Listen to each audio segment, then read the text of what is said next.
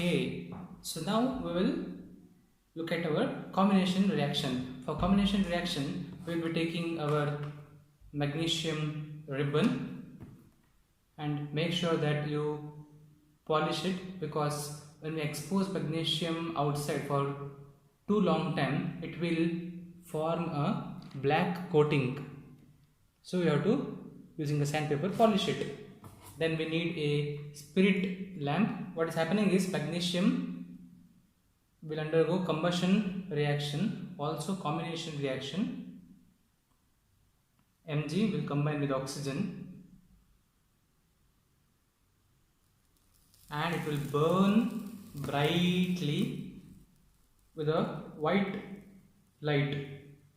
Once that all magnesium is, it's a highly exothermic reaction. Finally, it produces a white colored product, that is magnesium oxide. That is your combination reaction. Another experiment for combination reaction, which is not a combustion reaction. For this experiment, we will be taking calcium oxide, CaO, which is also called as quicklime.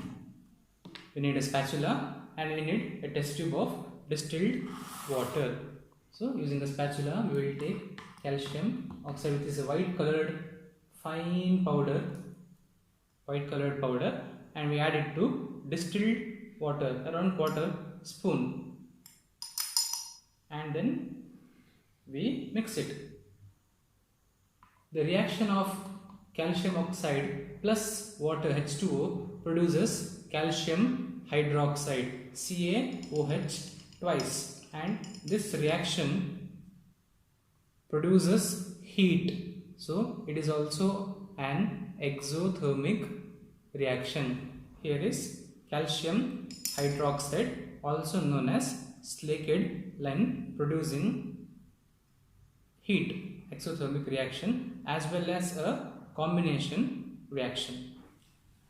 Let's now represent our combination reaction. As you know, in combination reaction, two or more reactants combine to give you a single product, and most of them tend to be exothermic. The reaction that we just conducted, we took a magnesium ribbon, that is Mg, which is in solid form, made it react with oxygen O2, which is in gaseous form, and we got a white colored ash, which is nothing but our compound magnesium oxide. It was white in color. If you have to balance this equation, there are two here, so oxygen should become 2, magnesium will also become 2. That is our combination reaction.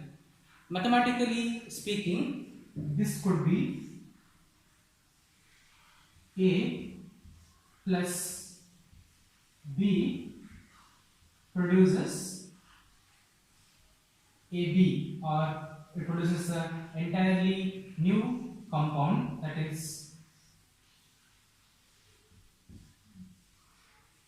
AB. Let's take a look at decomposition reaction. We will be using a thermal decomposition reaction, for which we will be using FeSO4, ferrous sulfate. So using a spatula and a clean dry test tube, we take ferrous sulfate crystals. Ferrous sulfate crystals, as you can see, they are light green in color. So I am going to add a little bit of ferrous sulfate crystals. Make sure that the spirit lamp is burning bright, and then using a test tube holder, just hold it. So now what we are going to do is, we are going to heat this test tube. Observe very carefully.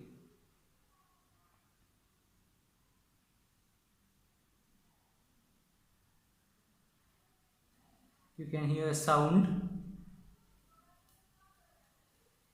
heating. You will observe that at the bottom they are turning into white color. First green color crystals will turn white and later they turn brown. Now it is already brown in color. Another point of observation here is that you can see gas being produced from the mouth. Gas is produced, and also inside the walls of the container you will see water droplets condensed. So that is our reaction. Green colored crystal turned white and then into brown, water molecules condensing inside the walls and a gas being produced. In decomposition reaction, which is the opposite of combination reaction, one single reactant breaks down to give you two or more simple products. So in the reaction we saw ferrous sulfate FeSO4 when heated. So this is an thermal decomposition reaction. Ferrous sulfate was light green in color.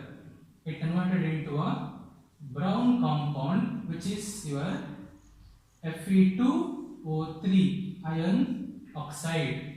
This is a solid, and it also produces gas, that is sulfur dioxide and sulfur trioxide. So gases were produced. If you are to represent it in simple terms, then this would be AB will give rise to new compound, that will be A plus B. So these two we take it as one single compound. So a single reactant breaks down to give you two or more different products. That's it.